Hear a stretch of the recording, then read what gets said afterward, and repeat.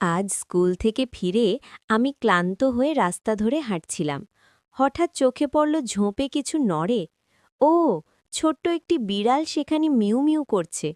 আমি কাছে গিয়ে দেখি সে একা এবং একটু ভীত। আমি বললাম, কি হয়েছে, তুমি একা কেন? বিড়ালটা যেন বুঝল আমি সাহায্য করতে চাইছি।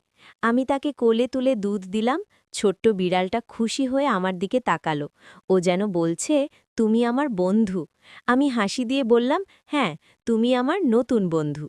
গোলু খুব দুষ্টু, খেলাধুলা করতে ভালোবাসে। আমরা একসাথে খেলতে খেলতে অনেক মজা পেলাম।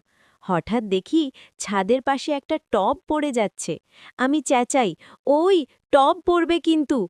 গোলু ঝাঁপ দিয়ে এসে আমাকে বাঁচালো। আমি খুশিতে বললাম, গোলু, তুমি আমাকে বাঁচালে।